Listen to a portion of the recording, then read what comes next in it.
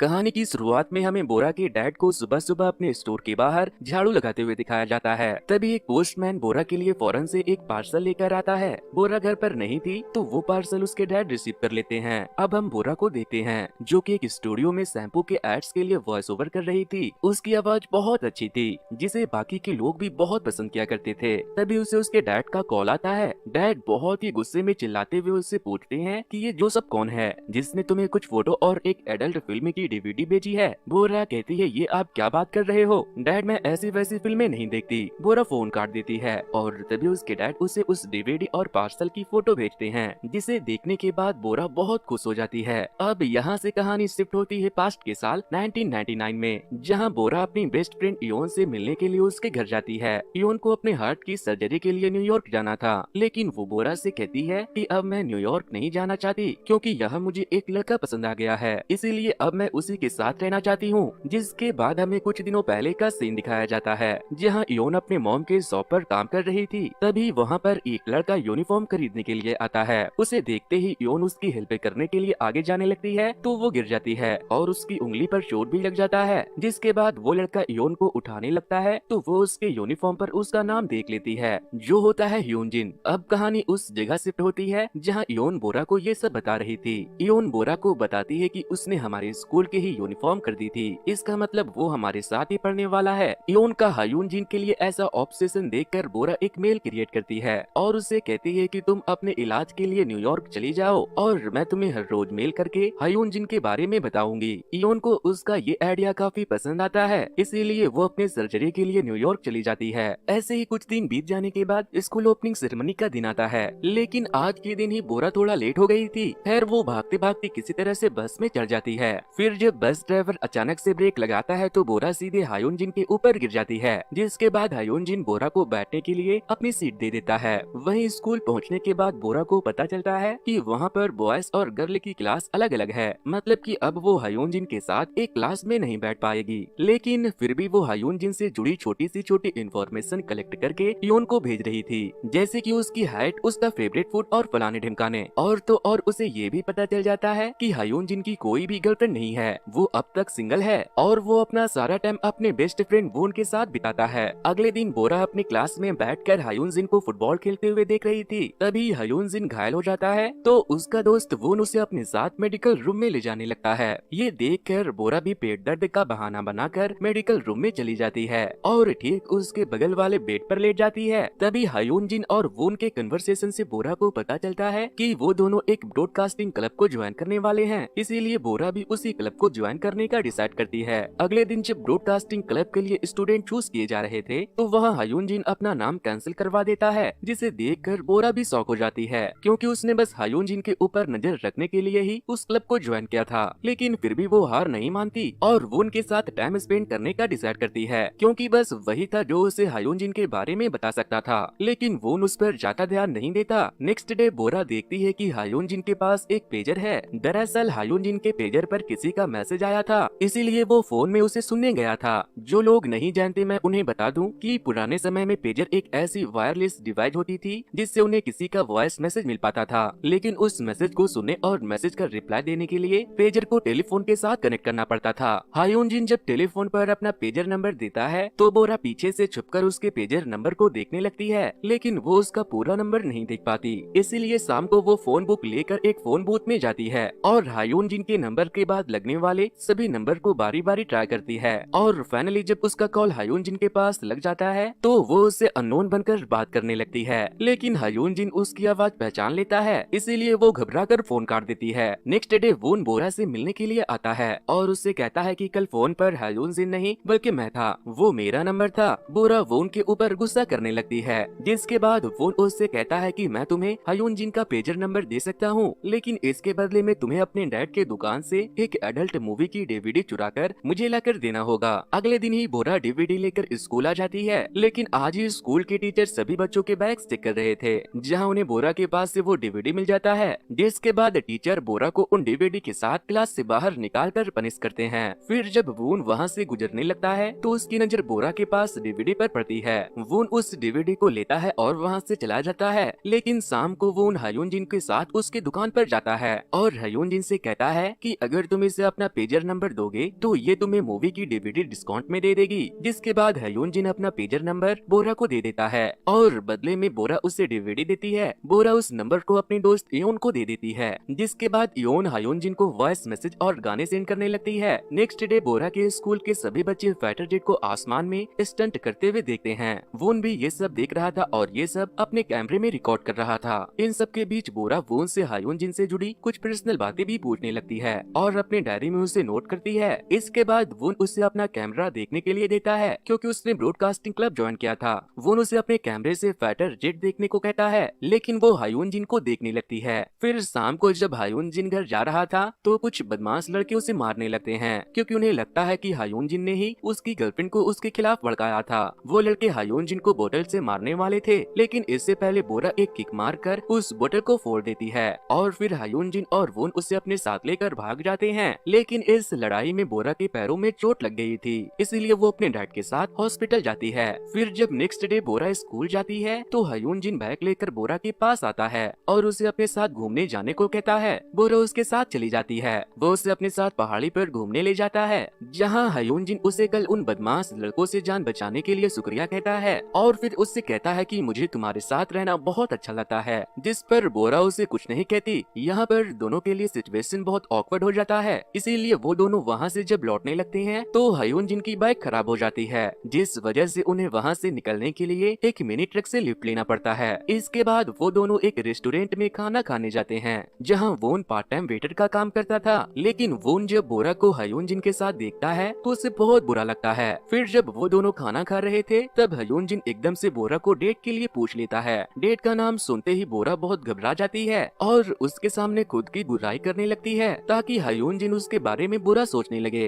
वो ये सब इसलिए कर रही थी क्योंकि वो अपने दोस्त इयोन को धोखा नहीं देना चाहती थी, लेकिन बोरा के बातों का हयोन जिन पर उल्टा ही असर पड़ता है। बोरा अपनी बुराई कर रही थी और हयोन जिन को उसकी बातें प्यारी लग रही थी, जिससे बोरा नर्वस होकर वहाँ से चली जाती है और जाकर एक पेड़ के नीचे बैठकर सोचने लगती है। तभी वहाँ पर वोन आता है और बोरा को उसकी वॉकिंग स्टिक देता है जिसे वो रेस्टोरेंट में ही छोड़ आई थी। इसके बाद वो बोरा के पैरों के बैंडेजेस भी ठीक करता है, जिससे बोरा को बहुत अच्छा लगता है। वो बहुत खुश होती है। फिर जब बोरा घर जाती है तो वो इयोन को ये बताना चाहती थी कि हयोन जिन एक प्ले बॉय है और वो उसके पीछे पड़ा है, लेकिन वो इयोन का दिल तोड़ना नहीं चाहती थी, इसीलिए वो मैसेज उसे सेंड करने से पहले ही डिलीट कर देती है। नेक्स्ट डे स्कूल के बच्चे पिकनिक मनाने जाते हैं जहाँ हयोन जिन फिर से बोरा के करीब आने की कोशिश करता है, लेकिन इस बार बोरा बहुत गुस्सा हो जाती है और उसे साइड में ले जाकर समझाती है कि वो दोनों कभी भी गर्लफ्रेंड बॉयफ्रेंड नहीं बन सकते। उसके दिल में उसके लिए थोड़ा भी प्यार नहीं है। जिस पर वो कहता है कि ओन के अलावा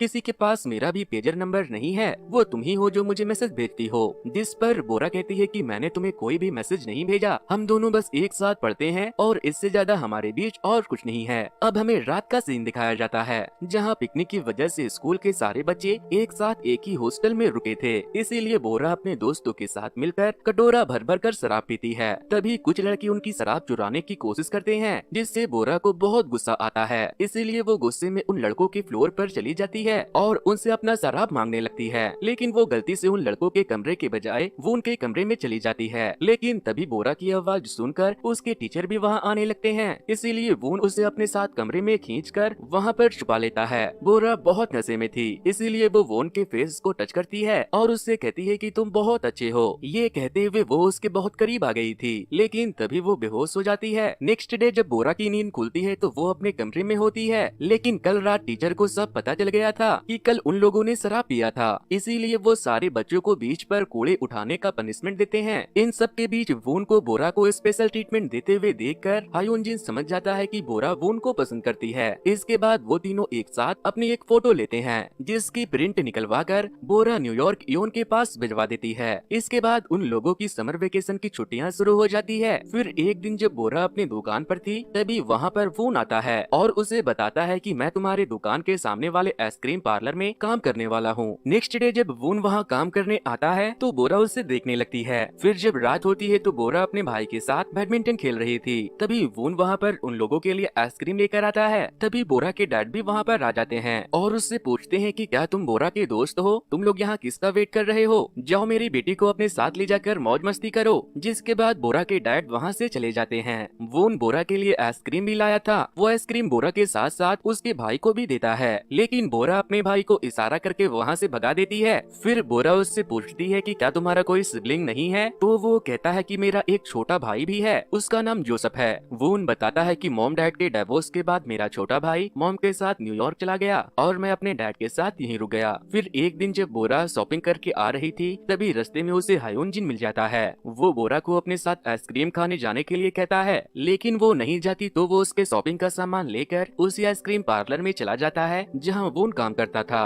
वो दोनों बैठकर आइसक्रीम खाने लगते हैं, लेकिन तभी वून वहाँ आकर उसके बगल में बैठ जाता है और हायोन-जिन के साथ बोरा को घूरने लगता है। तभी बोरा की नजर पार्लर के बाहर रोते हुए इयोन पर पड़ती है। बोरा भी उसे देखते ही उछल पड़ती है और उसे गले से लगाकर रोने लगती है। वो दोनों को ऐसे रोते हुए देखकर पार्लर की सभी लोग उन्हें ही देखने लगते हैं, जिसके बाद बोरा रोते हुए उन्हें बताती है कि ये मेरी बेस्ट फ्रेंड है। इसके बाद वो दोनों घर जाते हैं, जहाँ बोरा इयोन के आर्टिफिशियल हार्ट बीट को सुनती है। इयोन के हार्ट का सर्जरी बिल्कुल सक्सेसफुल हुआ था और अब वो बिल्कुल ठीक थी। इसके बाद इयोन बोरा से कहती है कि हायोन-जिन आइसक्रीम वाले ड्रेस में क्या लग रहा था यार। तभी बोरा शॉक हो जाती है और कहती है कि आइसक्रीम ड्रेस में जो था वो हायोन-जिन नहीं था। जिसके बाद इयोन उसे वो फोटो निकाल कर दिखाती है जिसे बोरा ने उसे सेंड किया था। वो देखती है कि इयोन ने वोन के फोटो को मार्क करके रखा है और उसे ही वो हायोन-जिन समझ रही है। दरअसल उस दिन वोन हायोन-जिन के कपड़े पहनकर इयोन के दुकान पर गया था, इसीलिए वो वोन को हायोन-जिन समझ बैठी थी। ये सब जानने के बाद बोरा को बहुत तकलीफ होता है, लेकिन वो अपने बचपन के दोस्त को हर्ट करना नहीं चाहती थी, इसीलिए वो वोन को इग्नोर करने लगती है। इसी तरह कई दिन बीत जाते हैं और बोरा वोन से नहीं मिलती। वोन जब भी उसे मिलने के लिए बुलाता, वो अपनी जगह इयोन को उसके पास भेज देती थी। फिर एक दिन बोरा देर रात वोन को कॉल करती है, तो वो उससे मिलने के लिए उसके घर के पास वाले फोन बूथ पर आ जाता है और उसे एक फोन देकर कहता है कि अब अपने दोस्त को मेरे पास मत भेजना, तुम्हें जब मन करे इससे मुझे कॉल करके बात कर लेना। लेकिन बोरा उसे उसका फोन वापस कर देती है और उससे कहती है कि मुझे माफ करना, मैं इसे नहीं ले सकती क्योंकि मैं तुमसे प्यार नहीं करती। जिसके बाद बोरा वहाँ से चली जाती है।